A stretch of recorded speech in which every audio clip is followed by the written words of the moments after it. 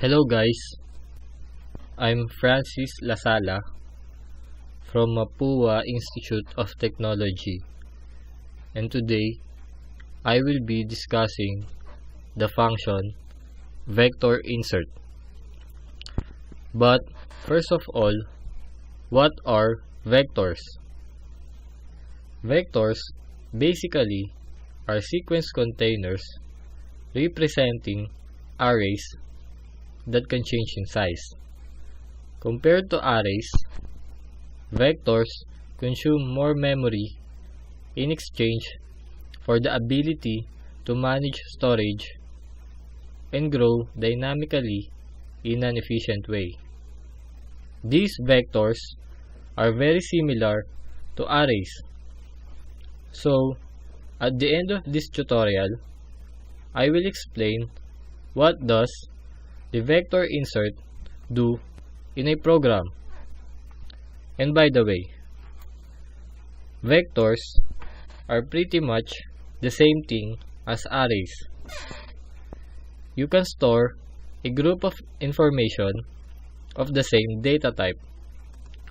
Now, we will proceed to our program. In order to use vectors, we need to import a library which is include vector, which also means we're gonna have access to a bunch of predefined functions in vector class. Next is to use vectors,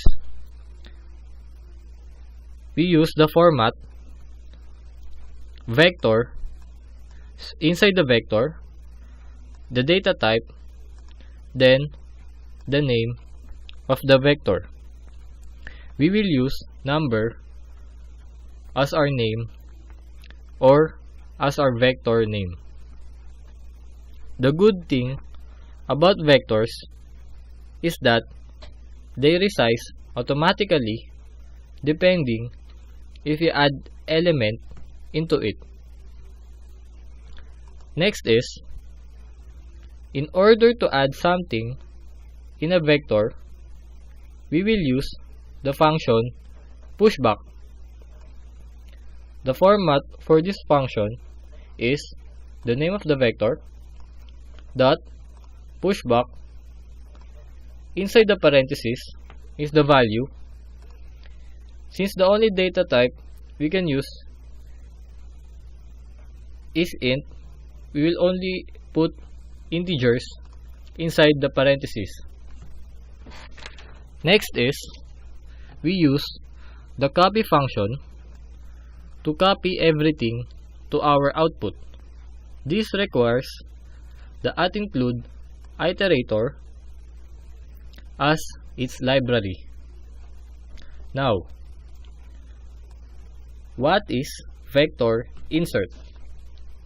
Vector insert inserts an element or a number of elements or a range of elements into a vector at a specified position.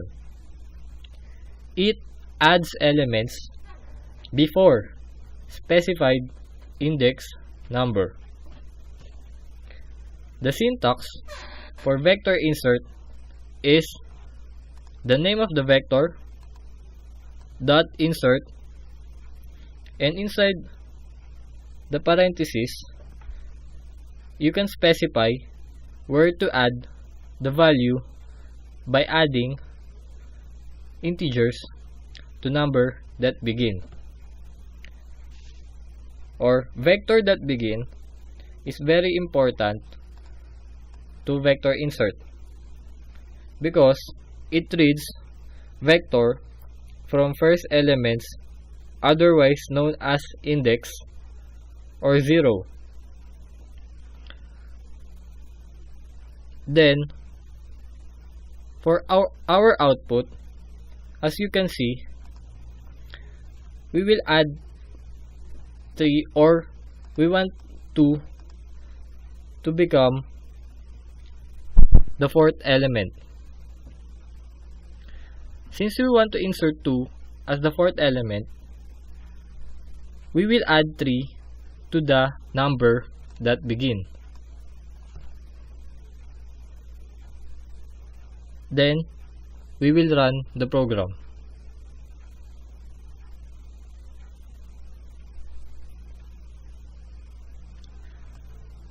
As you can see, our first vectors are 1, 2, 3, 4, 5.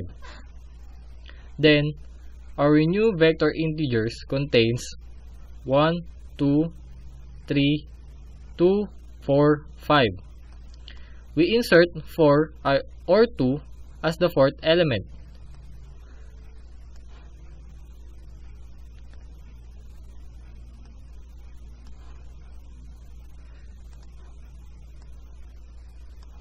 This requires as the number that pushback, or it will be the beginning of the vector.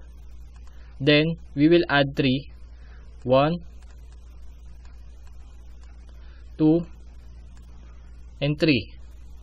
Then we will add 2 before the specified index position. Since our specified index position is in 4, we will add number 2 before 4.